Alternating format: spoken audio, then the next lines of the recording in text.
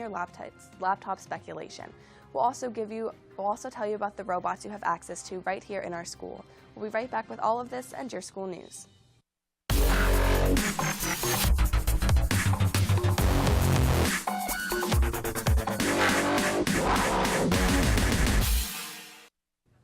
In our first piece, Kaylee Kipp sat down with technology team member Mr. Bensing to ask about what our underclassmen have to look forward to besides the new option to leave early or come late.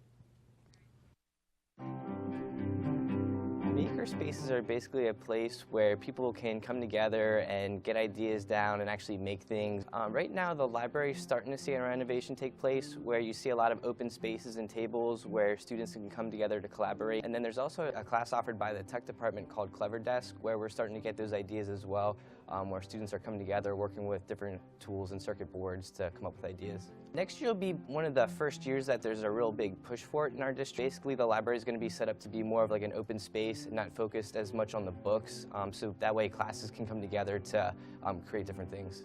Librarian Mrs. Gerhardt says she hopes next year that teachers become more involved with the makerspaces. She is hoping teachers send students in groups to create 3D models. She also hopes students will use the new technology as a more creative way of learning. Technology has gone a long way, not only in society but also in our school, and learning is changing now that all students have a one-to-one computer. Some things that already exist for maker spaces right now. In the library, there's actually a Cricut machine that does a lot of paper products. There's also a 3D printer that was just bought in the spring. So those things are available to anybody to use right now. In Clever Desk, we work with a lot of different things like Makey-Makeys and squishy circuits and Raspberry Pis. So that's a lot of different ways to get your hands on some things. A Raspberry Pi is essentially a mini computer. You can download an operating system right onto it, and you can just hook it up to a monitor and a mouse and a keyboard, and you can basically use it to program robotics. You can use it as a mini computer.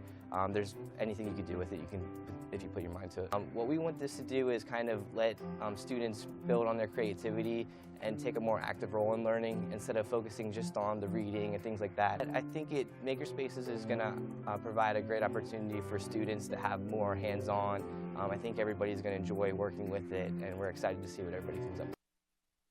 In addition to exploring your creativity through makerspaces, you can now also learn to program and work with robots right here in the school. Paige Kreischer interviewed Mrs. Warziniak about these robots and how anyone can use them.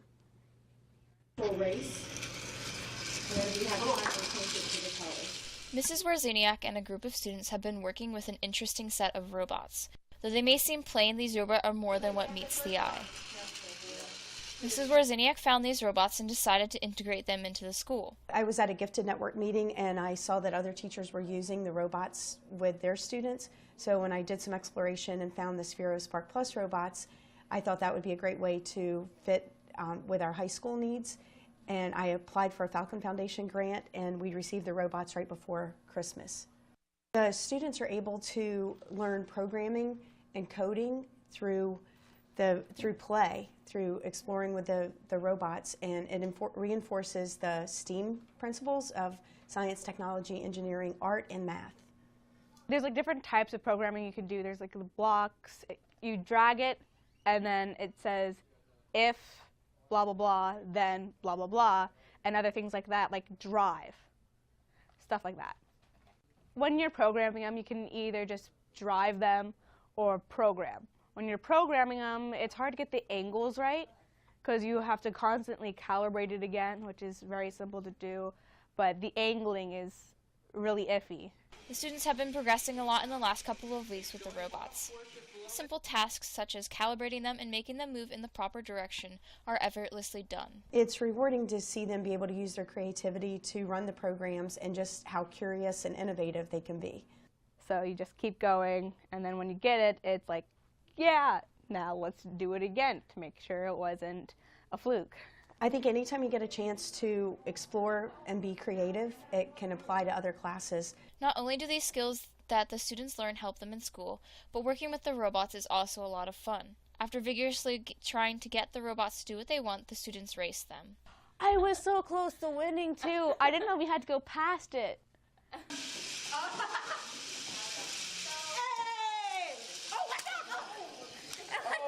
If students and teachers are interested in exploring the the robots and how they can apply to different courses, they can just contact me and we can let them check out the robots. If you would like to get in contact with Mrs. Warziniak about working with robots, you can email her at lwarziniak@clsd.k12.pa.us or stop in her office next to room 113. In a few short weeks, the class of 2017 will be parting ways and moving on to bigger and better things. Because of this departure, there have been rumors going around around the senior class as to whether or not the senior gifts will come with power cords. Correspondent Kaylee Kipp and Brianna Mangano sat down with Mr. Bensing to get to the bottom of this rumor. This video was produced by Corinne Fisher. Right now, grades 3 through 12 all have one-to-one laptops, and grades K to 2 have basically one device per 2 students. The way it'll work is when you get to high school, you're going to get a computer when you're a freshman, and you're going to keep that computer through when you graduate. Right now, since it's the first year, we're not entirely sure what it's going to look like for middle school and elementaries, but it looks like there's going to basically be about a 3 to 4 year rotation for the buildings, so the students might have the same computer for the duration while they're in middle school. The laptops that the seniors are using are going to be recycled. We're going to use some of the computers as spare computers, we're going to use some for parts, and then some are going to be recycled responsibly. The seniors are not going to be getting their laptop as a gift. What we're going to do is we're going to collect the laptops after you're finished with finals or any final projects or anything like that. And then if you wouldn't turn your computer into us, then we would charge you basically for the full cost of the computer. This was an administrative decision to find the best way to use the computers.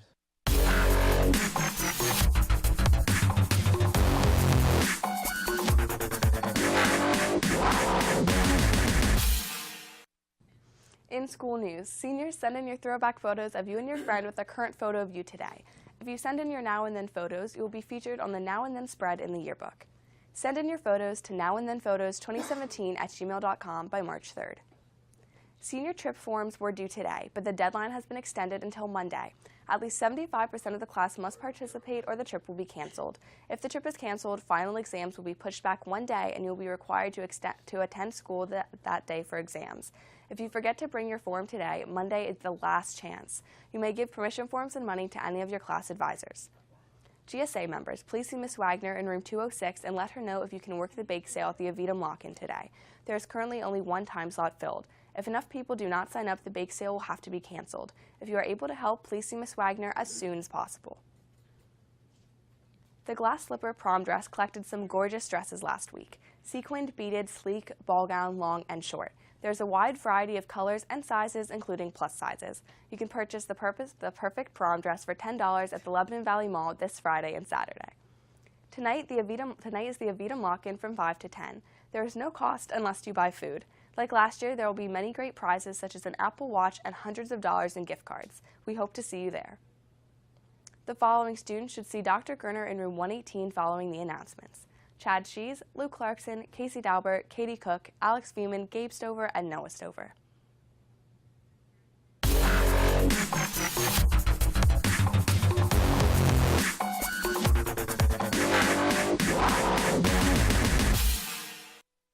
That's all for this edition of In Flight. We'll be back next week to talk about the musical The Secret Garden. It will run from Thursday through Saturday night.